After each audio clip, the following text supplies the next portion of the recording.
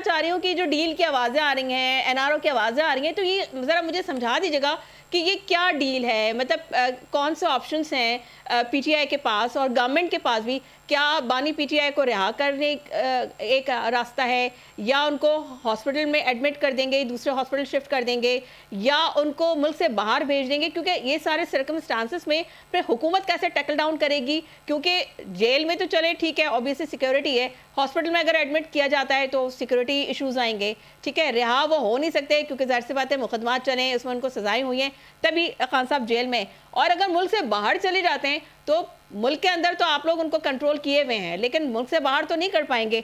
तो क्या ऐसे कोई डील होने जा रही है? मुल्क से बाहर आके वो क्या करेगा? उधर जो है आपको पूरे पंजाब में जो है एक बंदा इनका निकल सकता है, सिंध में निकल सकता है, बलूचिस्तान में निकल सकता है, मुल्क से बाहर की बात करें, अगर मुल्क से बाहर तो उधर लोगों को जो है फिर करे, वो 4-5 ज़ोंबीज़ है वो लंदन में फिरते हैं, वो करे फिर मुजाहरे, वो उधर से क्या वो उनका ताल्लुक है? मैं आपको बताऊं, बड़े बोल नहीं बोलने चाहिए तना।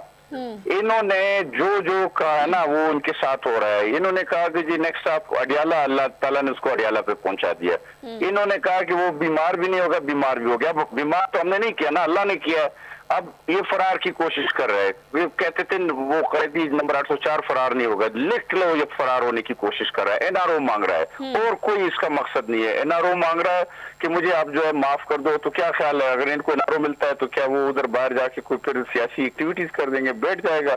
इसकी तो ना कोई आगे है ना पीछे, खत्म हो जाएगी इनकी जो वो है। लोगों ने ये ऑपरेशन गोल्डस्मिथ है, इसको जो है देखो काम कारकर्दगी पे तो लोगों ने इनको वोट नहीं देना। ये झूठ बोलते हैं, बार बार बोलते हैं, लगातार बोलते हैं और एक नैरेटिव बनाते हैं। इंशाल्लाह जो है इनकी सियासत ही खत्म हो चुकी है। देखो इनको हर जगह में जो है जिल्लत और ख्वारी हो रही है।